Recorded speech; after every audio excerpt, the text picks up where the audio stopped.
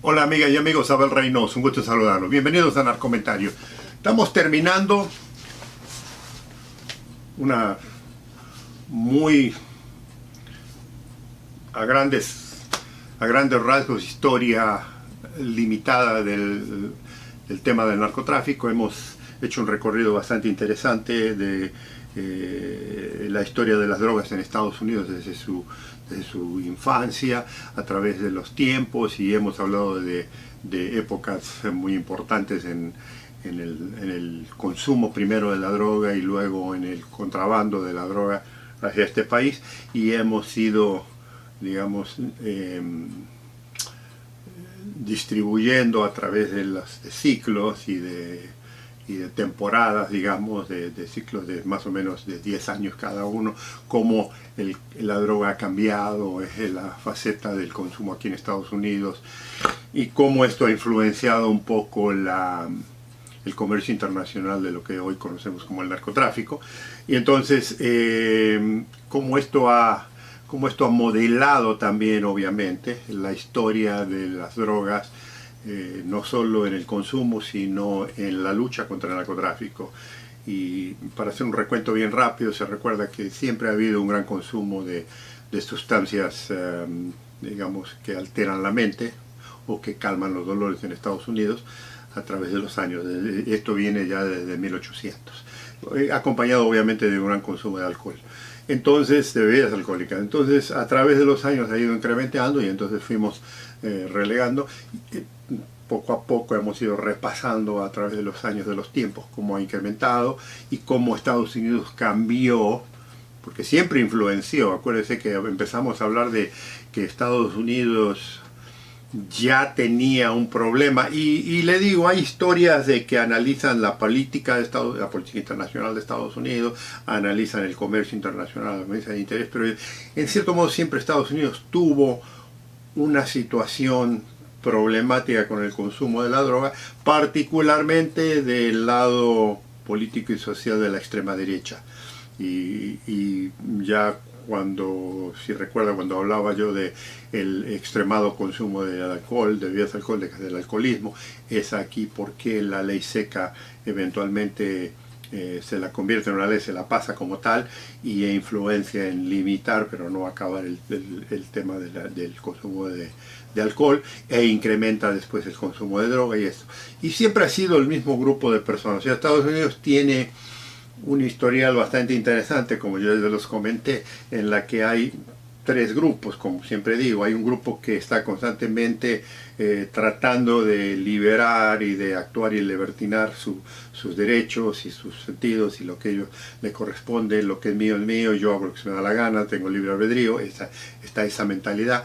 Luego está la otra mentalidad de que voy a ver qué pasa, estoy en el medio, estoy de este lado si me conviene, estoy de aquel lado que me conviene. Y después hay una extrema derecha muy rígida que dice no, esto está mal, esto está equivocado, y esos son los que generalmente esa extrema derecha es la que se apega mucho a los temas religiosos, a los temas muy éticos, muy morales, y los que son digamos, extremadamente rígidos en muchas formas.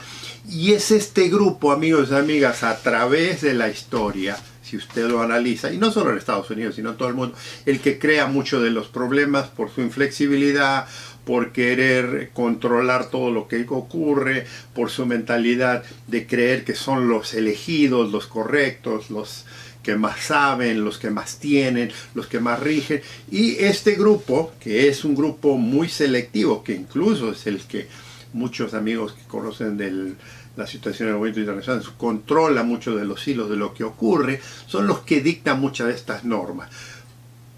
Pero que a su misma vez y a su mismo tiempo, a pesar de que supuestamente habla muy ampliamente de controlar y de respetar y digamos de decir todo esto, cuando es una situación de ello hacen excepciones y cambian el papel, por lo menos temporalmente, para beneficiarse de ellos, pero después se lo aplican a todos los demás. Bueno, esta extrema derecha, esta extrema derecha de moralidad que tiene este país, de de estar correcto, que por ejemplo se habla mucho del sistema democrático, se habla mucho de los derechos humanos, se habla mucho del respeto, se habla mucho de todo eso. Sin embargo, si usted, amigo o amiga, que ha estudiado la historia de Estados Unidos, que conoce la historia del mundo, ve que muchas veces esos argumentos que tanto algunos lo aplican, en realidad son puro cuento y puro verso, porque cuando les conviene no lo aplican. Sobre todo cuando estos argumentos que son tan, digamos, bíblicos, ¿no? y son tan perfectos, cuando vienen a ciertas conveniencias de ellos no son aplicables. O los esconden con la hipocresía y le dicen a todo mundo que están haciendo algo que no están haciendo para hacerle creer al mundo esto. Bueno, un poco el tema de las drogas, un poco el tema del alcoholismo ha sido eso. Por eso se han pasado leyes antidroga y antialcoholismo, ¿se acuerdan? La ley seca. Entonces eso ha ido repercutando a través de la historia y sigue hoy en día. O sea, pero en unas épocas influenció mucho más. Y una de las épocas que más influenció fue después de la ley seca del año, digamos, del año 20 al 33. Luego vienen las guerras y viene todo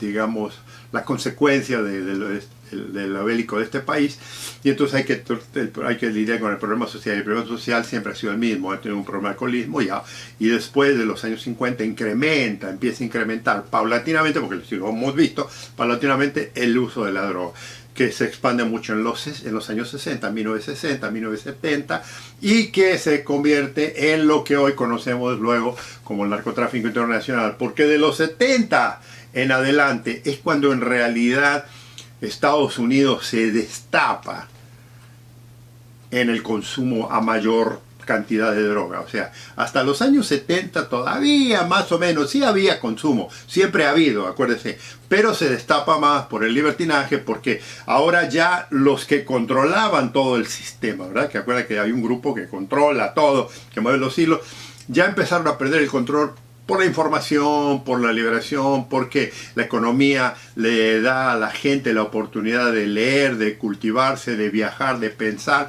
y el estadounidense de los años 1920, 1930, 1940, 50, cuando ya sale de este país, cuando ya empieza a viajar, cuando ya se introduce, ve otras culturas, ve y cambia la mentalidad. Este país ya no es el mismo país que era hace 10 años atrás, y mucho menos 20, 30, 40, 50 años atrás. Todo eso ha ido cambiando. Y como ha ido cambiando, ha ido influenciando la política internacional. Y en una época, acuérdense que en una época Estados Unidos, después de la Segunda Guerra Mundial, subió a una plataforma que no la controlaba mucha gente. O sea, que ya ellos, después de la Segunda Guerra Mundial, cuando Europa cae en el problema después de la guerra, el problema económico, cuando Inglaterra deja de ser la potencia, cuando Rusia está destruida, cuando Alemania está decaída, cuando Francia está decaída, cuando los países europeos, que eran los países que por siglos controlaban el mundo económico, bélico, social y todo, dejan, Estados Unidos sube a la plataforma, y con esa subida a la plataforma empiezan ellos a controlar los hilos y digamos, se formaliza a través de la situación económica. Bueno, ese poderío económico, ese poderío político internacional, que después vendría a crear el conflicto entre la ideología comunista de los rusos y Estados Unidos, que hubo la Guerra Fría y demás, siempre Estados Unidos tuvo la delantera por la economía, bueno, esa economía, toda esa liberación, todo ese conocimiento, hace que la sociedad estadounidense digamos, se desemboque un poco más en sus ideas políticas, en sus ideas internacionales, y obviamente en el local. Y en lo local, ¿qué pasa? Viene la música, se recuerda, viene la música, viene el libertinaje, viene el divertirse, viene un montón de cosas que conducen al consumo de droga. Y el consumo de droga, obviamente, al aumentar, hay una demanda de droga que es suplementada por la mayoría de las veces países internacionales. O sea, acuérdense que yo siempre le dije que la mayoría de las drogas, a cambio de hoy en día la marihuana, la mayoría de las drogas siempre han venido de fuera de Estados Unidos y siempre han existido. O sea, siempre. Primero aparecieron venían de Oriente con los chinos, después aparecieron, venían desde México con la marihuana y la amapola y el opio y demás. Y luego, ya en los años 50, años 60, 70, mucha de la heroína venía de la zona del Triángulo de Oro, pasaban a Turquía, la procesaban, venían por Europa, por Francia, por Marsella, y aparecían en Estados Unidos. Mientras tanto, la cocaína, que era limitada todavía, venía siempre de Sudamérica. Y hay una cosa que tienen ustedes que entender, amigos, que siempre me preguntan, pero piensen en lo lógico, quiero que entiendan lo lógico que hay. A veces me preguntan, porque ahora yo voy a empezar a hablar más de nuestros países, me preguntan por qué la mayoría de los narcos vienen a ser gente referente de Latinoamérica. Amigos, amigas, son referentes de Latinoamérica porque ahí está la droga. O sea, la cocaína no se hace en otro... Créame que si otro país tuviera la producción de cocaína que tiene Chile, Chile no, tiene la procesaba, pero no la cultivaba, que tiene Bolivia, Perú y Colombia, sucedería. Si se pudiera, créeme que si se pudiera hacer cocaína aquí en Estados Unidos, ya lo hubieran procesado, ya lo hubieran inventado, ya lo hubieran arreglado. Lo que pasa es que no se presta.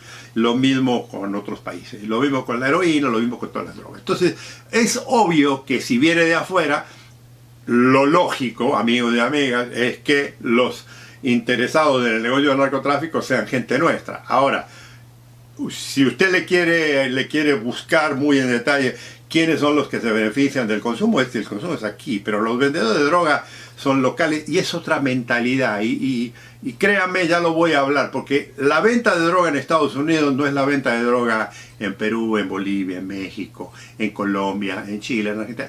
No existe. Eso es otra mentalidad. Se opera distintamente. El narcotráfico en Estados Unidos no es el narcotráfico de Latinoamérica. Este es un país netamente consumidor en negocio. Entonces el narcotráfico no es controlado por un grupo, ni es controlado por una pandilla, por un grupo como es controlado en nuestros países. Aquí el comercio es abierto en todos los niveles, en lo legal y en lo ilegal. Eso es natural. O sea, por eso es que a veces es un poco difícil entender esa mentalidad de por qué hay más narcos en Latinoamérica que acá. Acá no hay narcos, acá hay distribuidores de narcos. De venta de narcotráfico. Eso no son los narcos. Los narcos que generalmente la gente se identifica, y ese es uno de los problemas cuando no conocen la mentalidad y el sistema, sobre todo el sistema criminal de Estados Unidos. Acá no hay digamos caciques, no hay kingpins, no hay jefes, no hay narcos grandes como hay en nuestros países. Pero siempre ha habido, acuérdense esto, y volviendo ahora un poco a la historia, volviendo a reconocer el incremento que ocurre en los años 60, 70, 1980, 1990, que les comentaba, saturan Estados Unidos, de parte de Sudamérica particularmente, con la droga en la zona del Caribe, reacciona Estados Unidos, esta ultraderecha, ¿se acuerdan que yo les comentaba? Esta ultraderecha, que no consume droga, que son los que van a la iglesia todos los domingos, que son los que son los dueños de la democracia, que son los dueños de los sistemas bélicos, que son los que hacen la política internacional, dicen, ¿sabe qué? Esto no puede pasar en mi país, yo lo voy a controlar.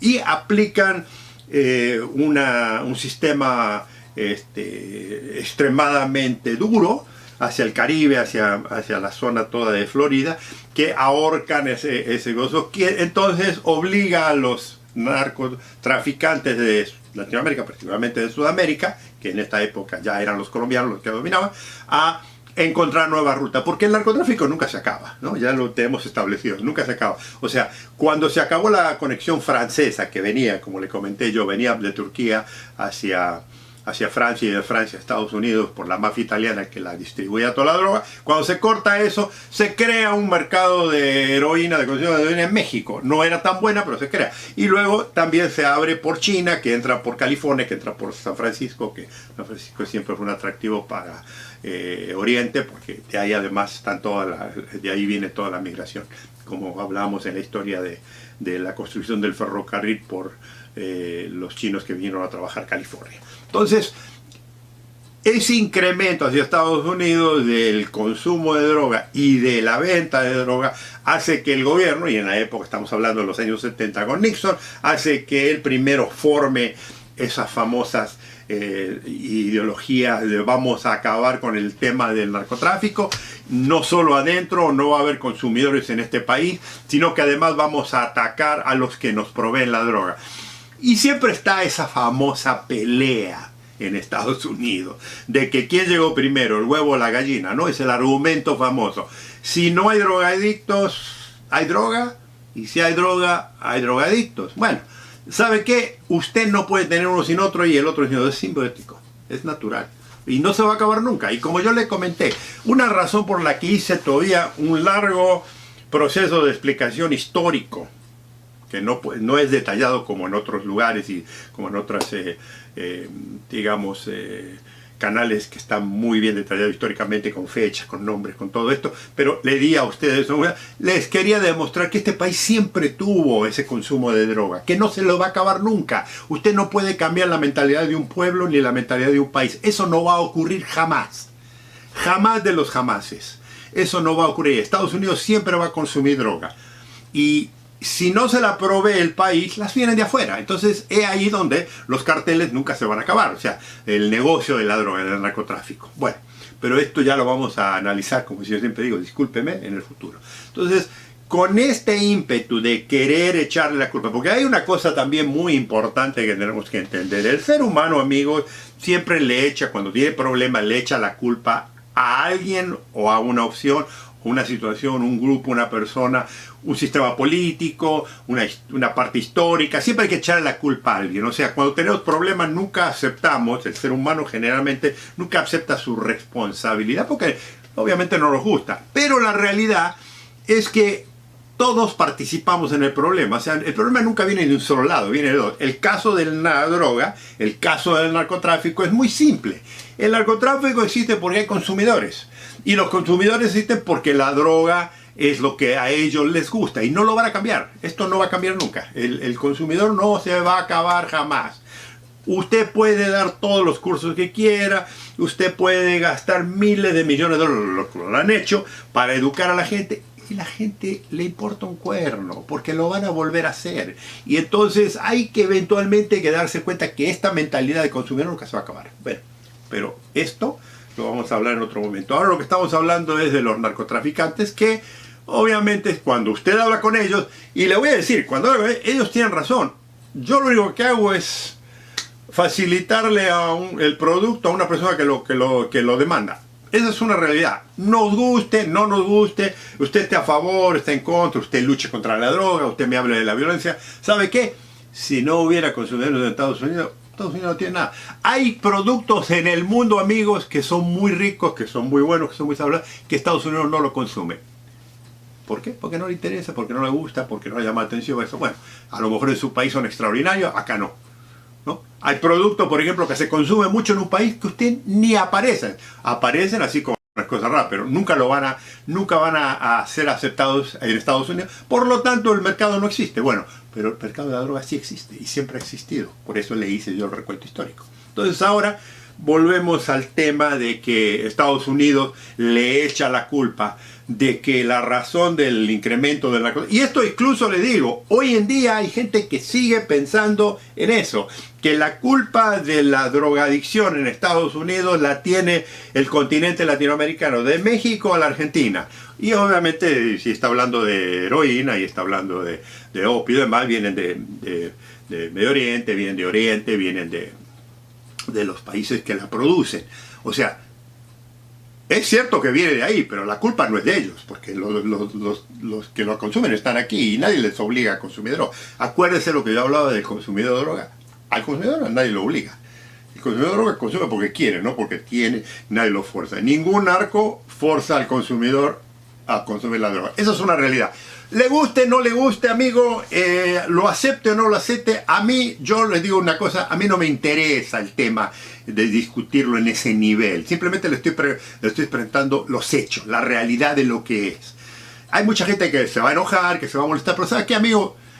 Aprenda a leer y estudie un poco más la mentalidad. Le estoy diciendo que la droga siempre ha existido en Estados Unidos, que siempre va a existir, que siempre la han consumido y que siempre la van a consumir. Entonces, no le gusta, perfecto, pero ¿sabe qué? Va a haber. Y hasta que no le provean droga aquí, como por ejemplo ya lo hacen con la marihuana. Fíjese qué cosa curiosa. La marihuana siempre ha sido consumida, pero por cientos de años en Estados Unidos. Finalmente, la marihuana hoy se cultiva en Estados Unidos. Y es tan buena de la calidad que tiene, porque eso es una de las cosas que tiene este país. Cuando finalmente aceptan algo, lo van a tener mejor que todos los demás, tienen de la mejor calidad.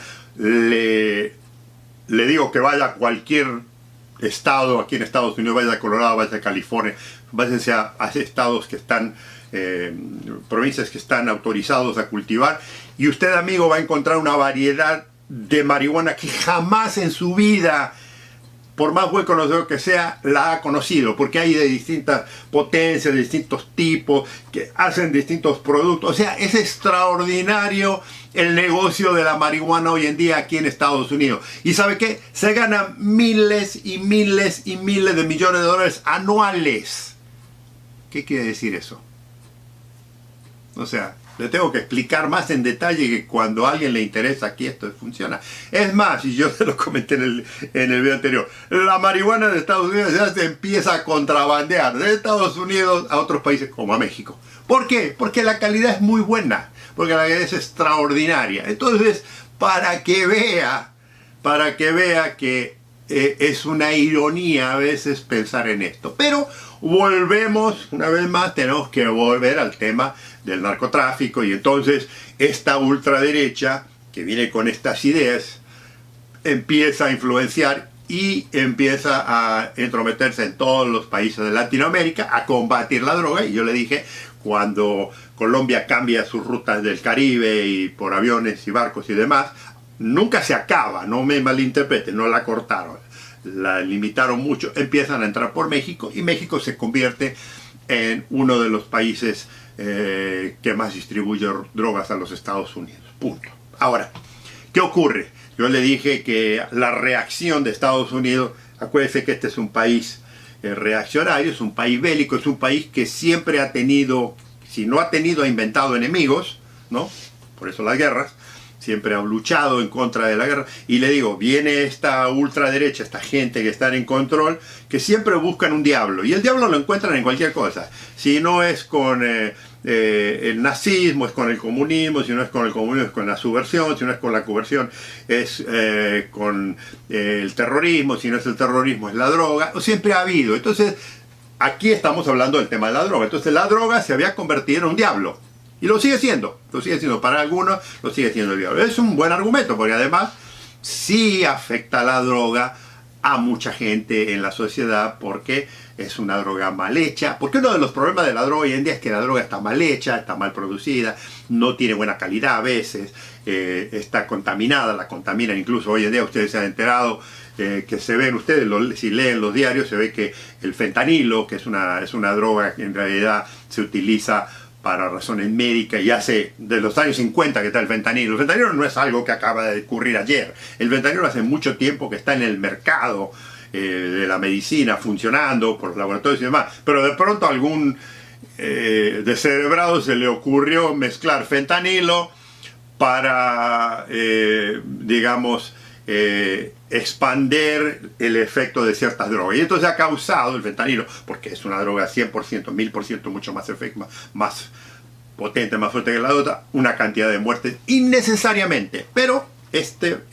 créeme, esta faceta va a volver a pasar, porque eventualmente, porque la realidad es una cosa, a los narcos no les interesa que la gente se muera con su droga. Eso no es un negocio bueno. Los que conocen de narcotráfico, aunque no les guste, saben la realidad. A los narcos no les gusta que la gente se muere con su droga, porque cada muerto que hay es un cliente menos. Acuérdense que es un negocio esto, ¿ok? Es un negocio. Entonces, con el crecimiento del evento, Estados Unidos se expande y tiene una cierta efectividad en algunos países. Y si recuerda la historia que yo le comenté, particularmente de lo que ocurrió en México y luego lo que ocurrió en Colombia en los años 90, primero en los 80 en México y luego en los 90 en Colombia, se eliminaron muchos jefes, se identificaron a muchos jefes en distintos países a través de los sistemas policiales, de la DEA, de los servicios de inteligencia, de las Fuerzas Armadas y todo. Y se hubo eliminación de laboratorios, hubo de pistas clandestinas, de cargamentos, de plantíos, de fincas, de todo, hubo de todo. Pero mínimo, todo. Porque si lo analiza, y le digo, vea los documentales de los años 80, los años 90, de gente que iba ahí, decían que estaban luchando, pero era increíble. Y increíble porque primero que todo, la demanda continuaba desesperadamente y entonces la gente se las ingeniaba. Ahora, atención, toda esa eliminación de ciertos individuos, ciertos narcos en algunos países, de cierta era a beneficio de ellos. O sea, ellos utilizaban el poderío militar, el poderío de la DEA, el poderío de las Fuerzas Armadas y demás, a su favor para manipular el sistema, porque cuando atacaban un grupo de narcos, que eran violentos, porque los narcos empezaron con la tontería de enfrentar al gobierno, de matar policías, de matar soldados, de poner bombas, de matar civiles y demás. Eso decae, eso no funciona. El narco nunca ha entendido esa mentalidad de que es un negocio que mientras no haya violencia funciona, pero en el momento que le pone violencia ya como que adhiere problemas innecesarios. Entonces, la mafia lo entendió esto. En algunos países ya se ha entendido que si usted puede manejar el narcotráfico sin violencia, tiene mucha mejor oportunidad de manejarlo. Porque el sistema que está preparado para controlar la droga no funciona mientras no haya exceso de muerte. ¿Se acuerda cuando hablaba yo del problema de la guerra en Miami entre los narcos? La razón que los narcos de Miami finalmente despertaron el interés del gobierno federal y ya se acabó, es porque empezaron a matar gente. Y empezaron a matar gente y se descontrolaron. Los negocios que están más bien manejados y controlados no crean problemas. Esa es una realidad. Entonces, una vez que Estados Unidos se introduce y se eliminan algunos de estos, como pasó con, por ejemplo, con Pablo Escobar, con Rodríguez Gacha, que los eliminan en Colombia, eliminan a ellos, pero el sistema nunca se corrió. O sea, sí, cerraron los plantíos, quemaron las casas, llenaron todo, se quedaron con las propiedades, pero el negocio continuó y eso sigue continuando. Entonces, para que vea que estamos en la realidad ahora de que ya regresamos y que toda esta lucha, que fue muy interesante, que se la conté desde un principio, ahora ya podemos sobre esto construir y hablar en tiempo real los reales temas del narcotráfico, por qué no funciona, porque además hay otros elementos. O sea, dentro de toda esta lucha que estuvimos, dentro de toda esta lucha que vimos, que estudiamos, que hemos visto por qué no funciona. O sea, el narcotráfico sigue funcionando, ¿no? ¿Por qué? Sigue habiendo demanda, pero escúcheme, hay toda una estructura en su país que el narcotráfico, digamos, significa que le arruina la vida no solo a usted, sino a todo su continente, a su economía y a todo esto. Y esto es lo que ya vamos a empezar a hablar, porque hasta ahora hemos hablado parte histórica. Ahora vamos a hablar de la realidad de lo que está pasando, porque hoy en día, amigos y amigas, hay países, ¿no? Hay países que en una época eran países, digamos, que podían esconder la realidad, que se hacían los distraídos, que tenían esto y que sea. Hoy en día ya eso no existe. Hoy en día es una realidad. Se han desembocado todos porque el negocio de la droga es la única opción que hay, porque está muy atado al problema social, está muy atado al problema económico, está muy atado al problema político. Entonces todo eso ahora en adelante ya lo vamos a empezar a, digamos, disectar un poco y explicarlo. Porque hasta ahora llegamos, ya terminé con esta historia, más o menos la vieron y le digo, les recomiendo, amigos y amigas, que si les interesa ver un poco más estos temas. Pero los invito a que nos veamos en el próximo video, los invito a que se suscriban, los invito a que hagan comentarios y los invito a que nos veamos muy pronto. Un gusto en saludarlos.